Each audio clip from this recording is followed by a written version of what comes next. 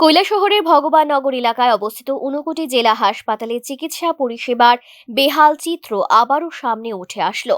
গুরুতর অভিযোগ উঠেছে, হাসপাতালে ভর্তি হওয়ার পরও রোগীদের দীর্ঘ সময় ধরে কোনো চিকিৎসক দেখতে আসছেন না।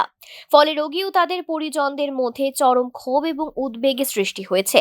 চিকিৎসার আশায় জেলা হাসপাতালে এলেও চিকিৎসক না পেয়ে অনেক রোগী অন্যত্র চলে যেতে বাধ্য হচ্ছেন বলে অভিযোগ উঠেছে। রোগী ও তাদের পরিবারের সদস্যদের দাবি, হাসপাতালে ভর্তি হওয়ার পর ৬ ঘন্টা থেকে শুরু করে ১২ ঘন্টারও বেশি সময় অতিবাহিত হয়ে গেলেও অনেক ক্ষেত্রে কোনো বিশেষজ্ঞ চিকিৎসক রোগীদের দেখতে আসছেন না। ফলে প্রয়োজনীয় চিকিৎসা না পেয়ে রোগীরা হাসপাতালের বেডে কাতরাচ্ছেন। এমনই একটি অভিযোগ উঠে এসেছে পেচারথলের জওহর নবোদয় বিদ্যালয়ের এক ১৩ বছর বয়সী নাবালিকাকে ঘিরে।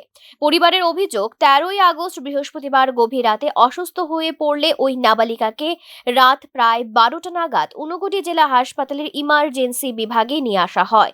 কর্তব্যরত চিকিৎসক প্রাথমিকভাবে পরীক্ষা করে তাকে মেডিসিন বিভাগে ভর্তি করে দেন, কিন্তু ১৪ই আগস্ট শুক্রবার দুপুর ১২টা পর্যন্ত অর্থাৎ প্রায় ১২ ঘন্টা সময় অতিবাহিত হলেও মেডিসিন বিভাগের কোনো চিকিৎসক তাকে দেখতে আসছেননি বলে অভিযোগ করেন নাবালিকার বাবা।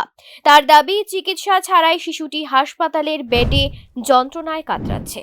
ছোট ভাইয়ের এই যে কালকে রাত ১২টা আশপাশ হইব, তো ইমার্জেন্সি দেখাইছি, তো ভর্তি লাগছে।